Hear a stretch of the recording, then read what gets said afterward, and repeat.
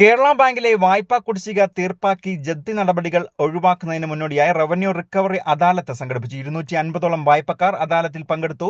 ഇതിൽ 6.5 കോടിയോളം രൂപയുടെ വായ്പാ കുടിശ്ശിക ഒറ്റത്തവണ തീർപ്പാക്കൽ പദ്ധതി പ്രകാരം പരിഹാരത്തിനെത്തിയത്. ഇതിൽ 3 കോടിയോളം രൂപയുടെ വായ്പാ കുടിശ്ശിക അദാലത്തിൽ തീർപ്പാക്കുകയും ചെയ്തു. റെയിൻബോ ന്യൂസ് വാർത്തകൾ നിങ്ങൾക്കായി അവതരിപ്പിക്കുന്നത്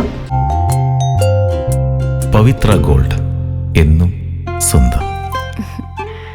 ഒരെണ്ണം കൂടി വാങ്ങായിരുന്നു. പീരിമേട് താലൂക്ക് ഓഫീസിലെ റവന്യൂ റിക്കവറി വിഭാഗത്തിന്റെ നേതൃത്വത്തിൽ Kerala bank Vandiperiyar, Kumily main, Kumily evening ശാഖ എന്നിവിടങ്ങളിൽ ദീർഘകാലമായി കുടിശ്ശികയായ വായ്പകളിന്മേലാണ് അദാലത്ത് സംഘടിപ്പിച്ചത്. കച്ചവട വായ്പ, വനിതാ വായ്പ, വിദ്യാഭ്യാസ വായ്പ, SHG വായ്പ, JLG വായ്പ, സാധാരണ വായ്പ എന്നീ വായ്പകൾ കുടിശ്ശിക ആയിട്ടുള്ള 3 ശാഖകളിൽ നിന്നും 250ഓളം വായ്പക്കാരാണ് അദാലത്തിൽ പങ്കെടുത്തത്. 6.5 കോടിയോളം രൂപയുടെ വായ്പ കുടിശ്ശികയാണ് ഒറ്റത്തവണ തീർപ്പാക്കൽ പദ്ധതി പ്രകാരം പരിഹാരത്തിനായി എത്തിയത്. ഇതിൽ 3 കോടിയോളം രൂപയുടെ വായ്പ കുടിശ്ശിക തീർപ്പാക്കി.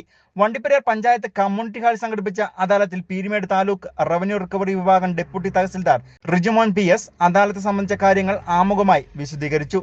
വായ്പകളെടുത്ത് സാമ്പത്തിക പ്രതിസന്ധിയിൽ എത്തി നിൽക്കുന്ന ആളുകളെ സഹായിക്കുന്നതിന് വേണ്ടി സംസ്ഥാന സർക്കാർ ആവിഷ്കരിച്ച വിവിധ പദ്ധതികളിൽ ഉൾപ്പെടുത്തി പലിശ ഇളവുകൾ നൽകി ഒറ്റത്തവണ തീർപ്പാക്കൽ പദ്ധതി പ്രകാരം വായ്പാ കണക്ക് അവസാനിപ്പിച്ച ഇവരെ റവന്യൂ റിക്കവറി ഉൾപ്പെടെയുള്ള നിയമ നടപടികളിൽ നിന്നും ഒഴിവാക്കുന്നതിന് വേണ്ടിയാണ് അദാലത്തുകൾ സംഘടിപ്പിച്ചതെന്നും ഡെപ്യൂട്ടി തഹസിൽദാർ അറിയിച്ചു.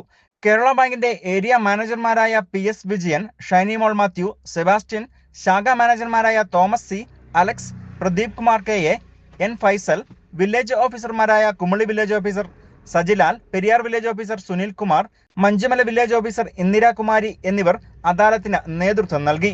News bureau, Vandiperiyar.